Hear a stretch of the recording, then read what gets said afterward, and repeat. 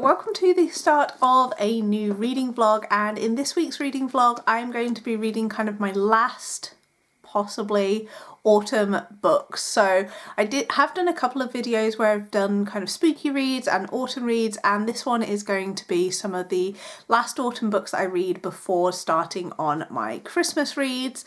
And I have a few from the library that I just will be getting to, and I thought I would vlog the reading experience. So first book that I have to mention is All Wrapped Up by Heidi Swain. I have started this one and I'm about 50-ish, maybe slightly less than 50% of the way through, and so far I am really enjoying this one. This one is definitely, I would say, borderline between romance and women's fiction, and this is definitely a very cozy read. I don't think that there is going to be any spice in this one, which isn't necessarily a problem, but I do like to potentially know that going into it. But so far I'm having a good time with this one. We are following Clemmy, who has recently been widowed. She is widowed before the start of the book, so we don't kind of get to see any of that kind of trauma that she kind of went through, although it is obviously referenced, and she is still grieving, but it's not kind of on page. So if that's something that's triggering to you, that's not something that's featured in here. So her husband passed away quite suddenly in an accident, and she obviously very much was grieving, and as part of her grief journey she went and bought a cottage, and she has been working to renovate it. Prior to her husband passing away, they did renovations together, and I guess she wanted to start anew in a new town, away from where she kind of knew everything with her husband, and she's worked on renovating this cottage. And one thing to know about Clemmy is that she loves autumn, everything autumn. She even has an Instagram dedicated to it, and she posts all of the kind of autumnal posts. And she has moved to this small town, and in this small town one of the cafe owners, called Lizzie, introduces herself to Clemmy and talks about this autumn festival that she really wants to set up, but she doesn't have the capacity to kind of run it because she runs the cafe and art gallery in the town, and so she kind of begs Clemmy to become the overall running person that runs this festival. And Clemmy reluctantly agrees. Initially she doesn't want to, but she wants to start getting more into the town life. And she also befriends the local vet, who is Ash, and I assume there is going to be a romance between the two of them. And she has recently taken on this dog. Ash was looking after this dog and he was looking for a home for the dog, and the dog's owner had recently passed away, so Clemmy feels like her and the dog are kind of connected because they both have that kind of grief journey that they've been going through. And it's just a really cute, cozy read, and so far I'm having a really good time with it. As I say, I imagine there is going to be a romance between Clemmy and Ash that will probably develop as the book progresses. At the moment they're very much still in the friend stage, but I am really enjoying this. It's definitely giving autumnal vibes. It mentions pumpkins quite a lot, and they are setting up this festival that the whole town is going to be participating in. So if you like books featuring small towns, I think this is definitely one to read, and it is so far a good cozy autumnal book. So I will update you tomorrow when I have read more of this. Hopefully I might finish this tomorrow because I've read nearly 200 pages today, and in total this book is 403 pages, so I think it is definitely possible that I could finish this tomorrow and then we can start something new. But so far so good, and I will see you in my next clip for more updates. I finished reading All Wrapped Up, and I ended up enjoying this one, and I gave it 4 stars. I think this is a perfect cozy read if you are looking for something to kind of feel that cozy vibes. This one definitely falls into that category. I will say that I do think this book leans more to women's fiction than romance, although there is a romantic subplot in here.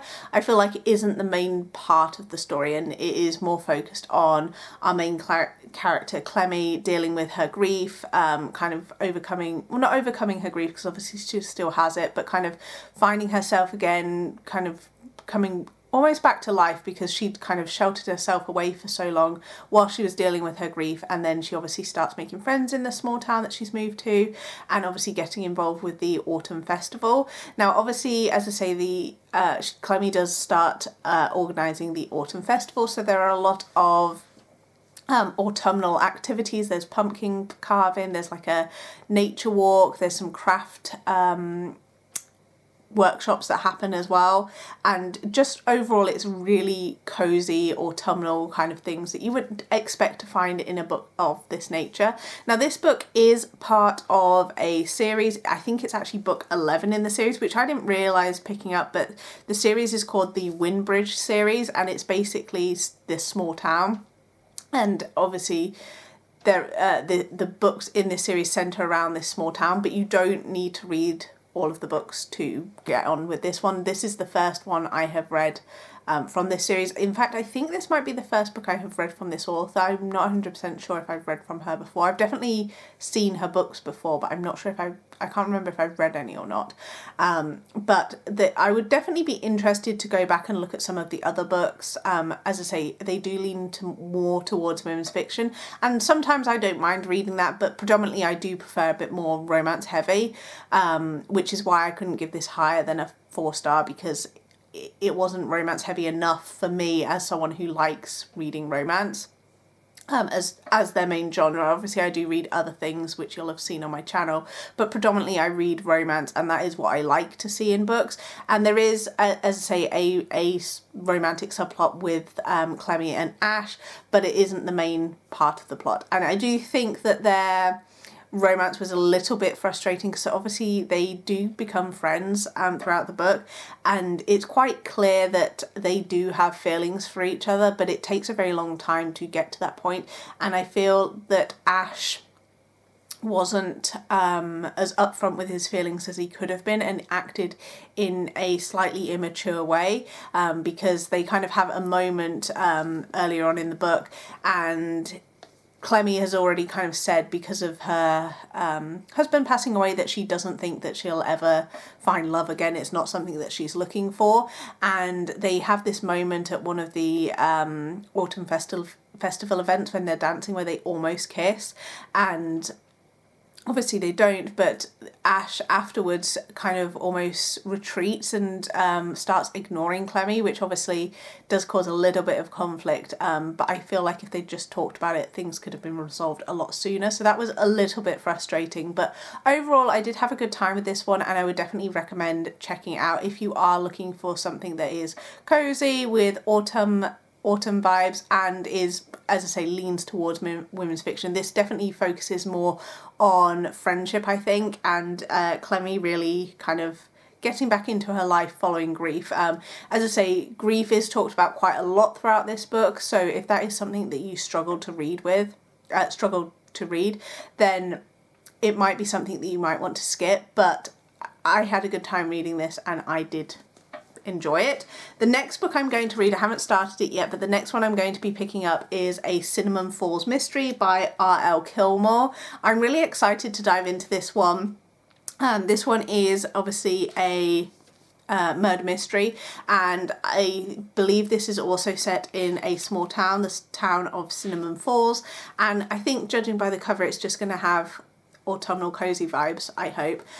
So yeah, I'm definitely looking forward to diving into this one. I'm not sure if I've really heard anyone talking about this book, although I have seen this book cover like everywhere, because it's very much an autumn book cover, and it's going, the cover and even title kind of like leans into the like pumpkin spice cafe type books.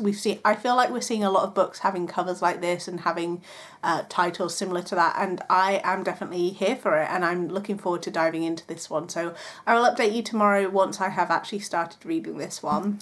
I'm here with a reading update. I finished A Cinnamon Falls Mystery, and I liked this one. I gave it 3.5 stars.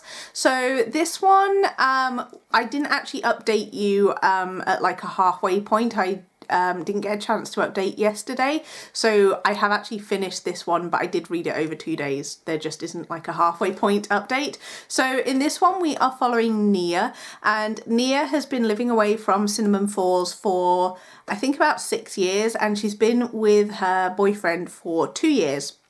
And at the beginning of the book, she finds out that her boyfriend of 2 years is actually married and has like a whole other life that she wasn't aware of, which I am aware that things like that happen, but I'm not quite sure how they managed to keep up with 2 lives. That seems crazy to me. But anyway, she goes back to her small town that she's from, called Cinnamon Falls. And at the beginning of the book, we definitely get a lot of setup to the small town. It's definitely got autumnal cozy vibes, and the word cinnamon is used so much in the first kind of 30-ish% of this book, maybe a bit more, but there's her family own an ice cream shop, and their speciality is cinnamon swirl ice cream, and there's also cinnamon buns mentioned. I think there's cinnamon flavoured coffee mentioned. Like, there's a lot of references to cinnamon which I didn't mind per se, but I did think this is a little bit too much, particularly at the beginning of the book. And anyways, Nia goes back to this small town, and she'd left 6 years ago, and things had happened in the past. Her best friend from secondary school had committed suicide, and that had obviously left its impact on Nia. And she'd also seemed to have had some sort of falling out with her parents, but that is, I feel, never really explained. So anyway, she's starting to settle back into small town life, and then one of the people in the small town, Rosie from she owns the local diner, she ends up being killed, and her body is found with a note that says who will be next. So immediately everyone thinks that there is a serial killer in the town, and they're obviously trying to find out who killed Rosie.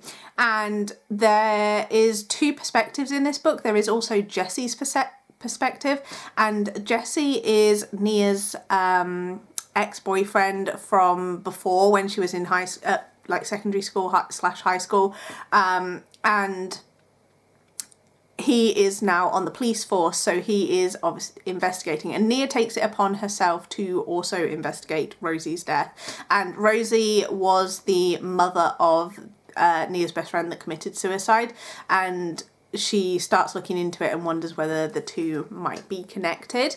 And we obviously follow the mystery throughout the book. I obviously won't spoil what happens, but we follow the mystery, and there is a light, I use the word light very loosely because it is very much a light romance in here, but between Nia and Jesse, they do rekindle their relationship, but the romance is definitely not the main plot of this. It is the mystery that is the main plot. And I enjoyed the mystery element, but I do think that it in parts was a little bit slow moving, and then in other parts was quite fast paced, particularly towards the end when everything is getting revealed.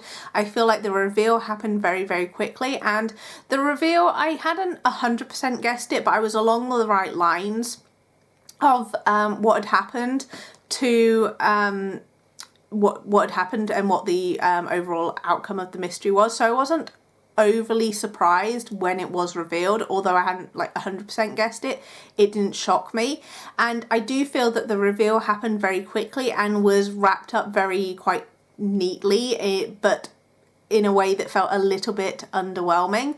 But overall, as I say, it was a 3.5. It wasn't quite a 4-star read for me, but I feel like a 3 is too harsh because I did have a really good time reading it. Even though I didn't necessarily love this, I feel like it was a very fun, quick autumn read. There is, as I say, particularly at the beginning of the book, this town definitely loves autumn. They have a fall festival where they do all sorts of autumnal activities. And yeah, I did enjoy this one. There is going to be, I think, 3 books in this series, or there's definitely 3 books planned, and the next one is called Death at Daffodil Inn, and that one is going to follow Nia's friend and one of the guys that is introduced in this book, and obviously they're going to have a romance, but they're going to be the ones I guess investigating the murder that happens, because I assume these obviously all have a murder mystery element to them. So it's interesting that it's not going to be the same kind of like detective characters each time. So I'm definitely intrigued to see what book 2 is like. This, I think, might have been the author's, I'm not sure if this was the author's debut or not, but this is by R.L. Kilmore, which is a pseudonym.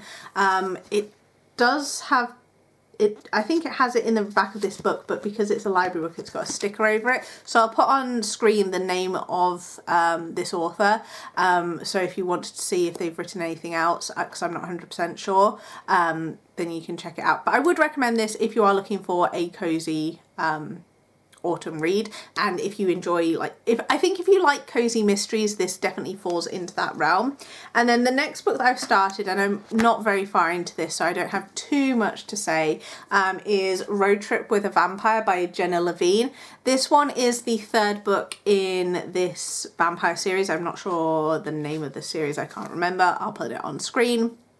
And I will be honest, I have read the previous 2 books, and I think I gave them both 3 stars, or I gave one 4-star and one 3-star, but I really don't remember anything about them. Like, they were fine in the moment, but they haven't had like a long-lasting impression on me. So I've gone into this one and I've started reading it. I'm like, I don't remember much of what happened in the other ones. You don't necessarily need to have read the other ones, but one of the characters that is mentioned in the book, in this book, was a character from the previous book, and I can't really remember their story at all. But that's beside the point. This one is following Zelda and Peter, and Zelda is a witch, and she is living in this small town, and I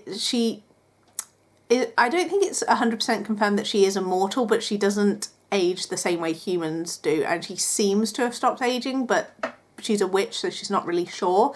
And she lives in this small town. She doesn't really practice a lot of magic. She was, years ago, very like prolific witch in the community. Like, people knew about her and her powers, but she's kind of gone into hiding and doesn't really use her powers to the same level anymore.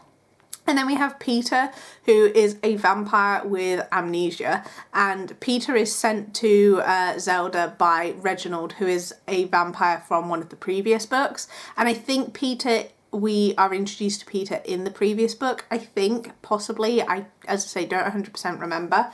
And I assume that obviously it's going to be their romance. Obviously we are very early days into this one. I've only read like 10%, 20% maybe at most, so it's still very early days, but it's obviously going to be their romance. So far I'm liking it, but I've not read enough to really have like a strong opinion.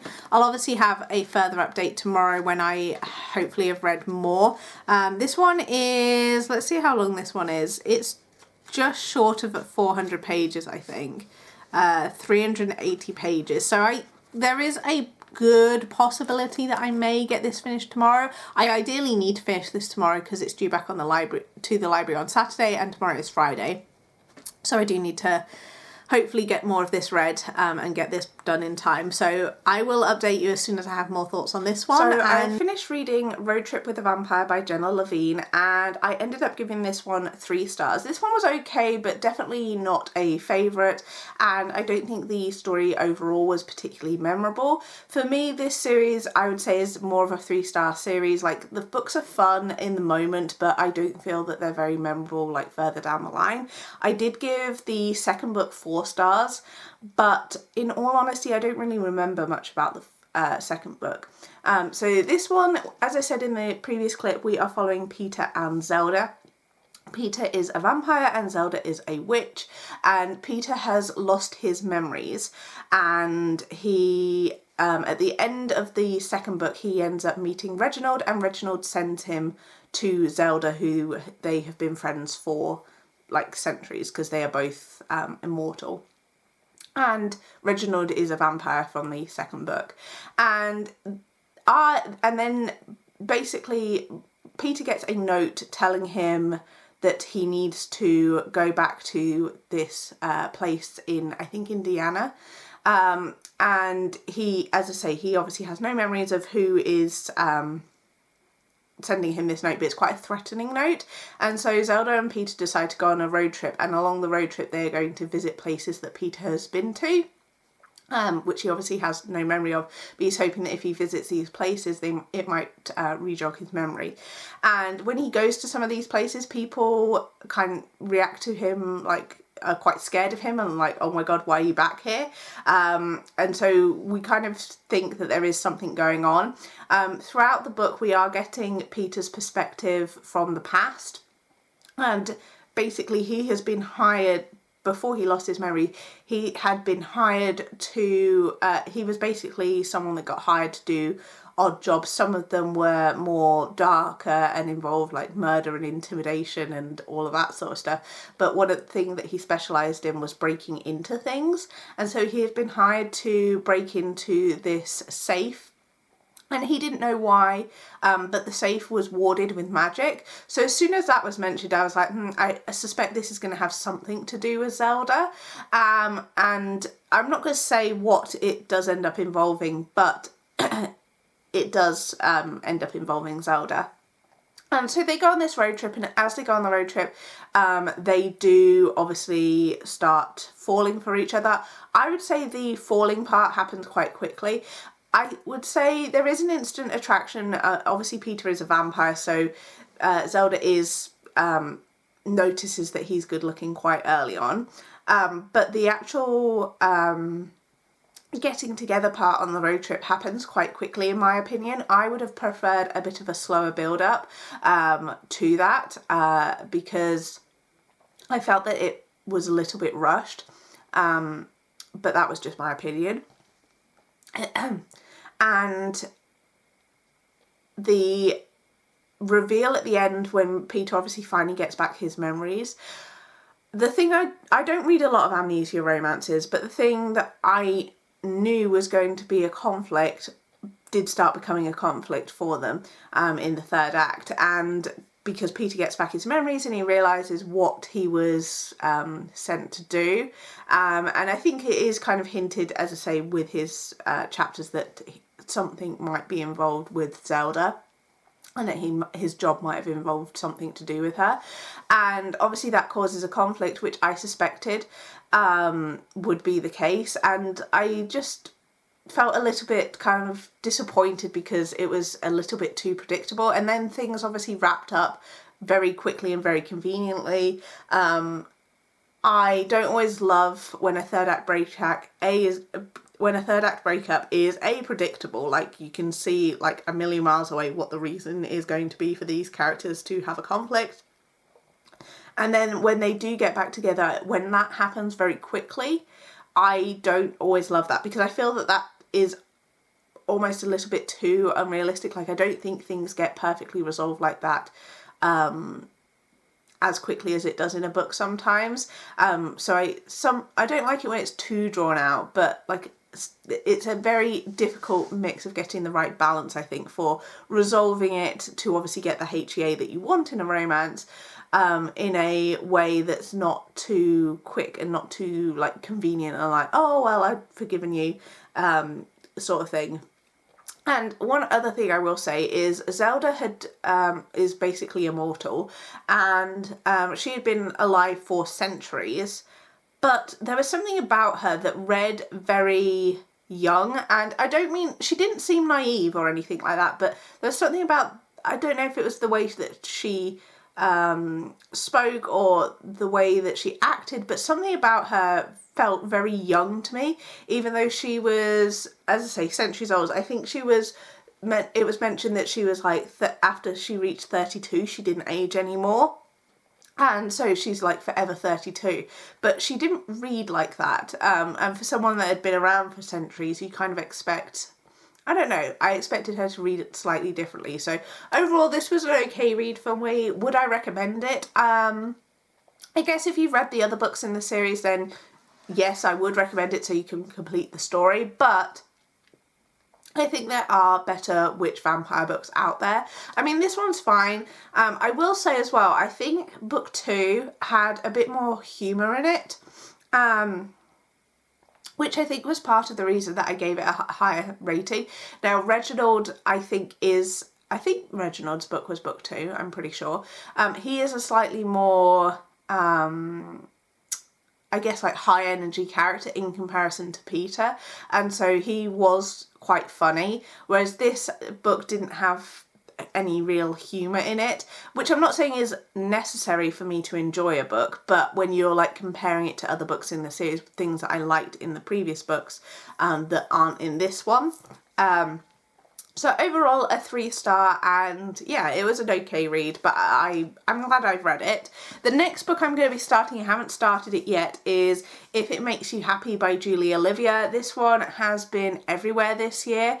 I think this was originally independently published last year and then has been picked up by a traditional publisher this year. And I have seen this pretty much everywhere. So many people have been talking about it, hyping it up. This was actually one of the Wordy and Wild's book choices, I'm pretty sure, but I already had a copy, so I skipped that. I picked something else for that month. But I've seen it everywhere. This also made it to the Goodreads Choice Awards nominations, the initial 20. I haven't actually checked to see if it's made it to the top 10, but it was in the initial 20. So I am trying to read all of the 20 nominations, and so this is what I'm going to read next. It is quite long, which is a little bit concerning because I personally don't think contemporary romances need to be this long. Like between 300 to 400 pages is the ideal length, closer to the 300 page mark I would say than the 400 page mark. Sometimes they feel too long, so we'll see how I make of this one. It's got a very autumnal cover, so we'll see, and I will update you once I've read more of this one, or once I've started it. So I am here to wrap up my reading vlog, and I have finished If It Makes You Happy by Julie Olivia. So I ended up not being able to do a midpoint update on this book. Work has just been really busy the past couple of weeks, because I've been filming this vlog for like a couple of weeks now, and I've been doing a lot of extra time, so I've been getting home later and I've not really had time to do any updates, although I have still been reading. I have been reading on my way to and from work, but I just haven't had time to sit and film an update, so I didn't get a chance to update as I was going along with this one, but I did like this one. I gave this one 4 stars. One of my main complaints with this one is it was too long. Look at how long this is. This is a contemporary romance, and this is set in a small town called, is it Copper Run? And it's a small town romance, and the cover suggests that it's very autumny. I would say it takes place over the autumn time, but I wouldn't say it has the most autumn vibes out of all. You know, I've read quite a few autumn romances and autumn books, and there have been definitely ones that have had more heavy autumn vibes in terms of there's been pumpkin picking, like baking and all that sort of stuff, and there is like a little bit in here, but not as much as other books. But in this one, we are following Cliff and Michelle. At the beginning of the book, Michelle's mother passes away, and we start the book at her funeral. And Michelle is at the beginning of the book was married to a guy, I think he was called Alan. But they are getting a divorce, but because of everything that happened with her mother, she didn't want to let her family know. And so it gets announced at the funeral that they are getting divorced. And her mother used to run a inn in Copper Run, or bed and breakfast I should say, and the bed and breakfast has been left to Michelle's younger sister, but her sister is studying at art school, so she needs to finish her degree before she can go and run the inn. So whilst her sister is finishing up her degree, Michelle goes to Copper Run to obviously run the bed and breakfast in her sister's absence. And there she meets Cliff, who is her next door neighbour, and Cliff is a single dad with 2 children, Emily and Brittany. Emily, I think, is 16 and Brittany is, I think, 8, if I recall correctly, and they end up spending a lot of time together and end up getting closer. Initially, Michelle she comes from like a very corporate job. She works in advertising, so she is quite not rude with customers, but she's quite blunt with customers and doesn't have that necessarily like customer service vibe that you need to have for running a bed and breakfast. And so Cliff offers to kind of help her kind of become more friendly with the customers of the bed and breakfast. And he is the town baker, and he also helps her bake treats for the bed and breakfast. And as I say, they become closer. So this is a single dad, small town romance. And I did really like the relationship that developed between Michelle and Cliff. It was, because of the length of the book, it was a fairly slow burn romance. And I would say this isn't, it isn't mega spicy or anything like that. And it is a slow burn. So there isn't a lot of spice in this book. So I did like that. I like the slow burn nature. I really like with a single parent romance, be that single dad or single mum, when we get to see scenes where the partner interacts with the children and becomes a part of the child's life. And Michelle really did bond with Brittany and Emily, and they had a really good connection, and Brittany kind of fell in love with Michelle's dog called Rocket, and Rocket does feature quite a lot in this book as well, the dog that's on the front cover here, and that was really cute to see her kind of warming up to the dog. And as I say, Michelle really had a good relationship with both the girls, and I really liked seeing that. Some single parent romances, I feel like the kid is there but not. Like, I recently read Wild Side by Elsie Silver, for example, and the child in that book was mentioned like a few times, even though the kid was the main reason that the 2 characters were together. But we didn't actually see a lot of scenes with the kid, and I feel like that is a big part of a single parent romance for me. I like seeing that. I know it's not for everyone, but I do really like seeing that. But as I say, my main complaint is that this could have been, I think, a shorter book and would still have been really enjoyable. I do understand why everyone has been talking about it, because it is a solid read, but I'm not sure if it is as great as everyone makes out, because this has been really hyped. I've seen so many people talking about it, giving it 5 stars, and whilst I did enjoy it, I'm not sure if it did anything different from other books that I've read. I feel like I have read stories like this before, so I don't think it's particularly unique, but I did have a good time with it, and I could definitely see this being turned into a series. I don't think there are any plans for this to be a series, or not that I'm aware of. I haven't seen anything mentioned. But so as it stands, this is a standalone, but I could definitely see this author returning to this town. There is, in the book, Cliff's sister Carol and his best friend Lars. They definitely have something that I think could be turned into a book. And I could imagine Michelle's sister, I can't remember what her name was, Sally or something, or Sarah, something beginning with S, I think. But Michelle's sister, I could imagine getting a book as well. And yeah, I would definitely, if this author did revisit this town, I'd definitely be interested to pick up more books from her. I think she has got quite a range of books already published. There's a list at the beginning of the book, but I think a lot of them were indie published. So I'd be interested to see if more of her books get picked up traditionally. And yeah, I'm interested to check out more from her in the future. I would recommend this if you are looking for a book that has really heavy autumn vibes. I wouldn't say that this does. I think it starts. Oh, another thing. This book is set in the 90s, which it comes across a little bit, because obviously they don't have like they have use a lot of like landlines and stuff, and there's references to like CDs and records and things like that. I don't think they mention records, but CDs. So it is kind of mentioned, but I feel like it's not like in your face 90s. But it starts in July, and then we follow through to through autumn and up till Christmas. And as I say, there are a few things that are mentioned that are autumn. They have like a festival that goes on in town. There's Halloween mentioned, where they do dressing up.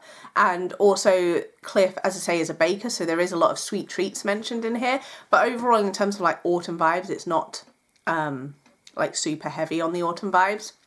I think this book is, I've heard it mentioned or being marketed as like if you're a fan of Gilmore Girls, and I can definitely see that. Obviously we have the bed and breakfast, we have the small town, like I can definitely see where people are coming from with that comparison. It's not obviously identical, but if you like some of those kind of small town vibes, everyone kind of knowing each other and helping each other out, then this one will work for you. But they are all of the autumn reads that I have. I'm now going to be starting on my Christmas reads. I will obviously be reading other stuff as well, but the next reading vlog you see from me will be all of my Christmas books, or well, not all of them, but some of my Christmas books. I hope you guys enjoyed this video, and I will see you guys in my next one.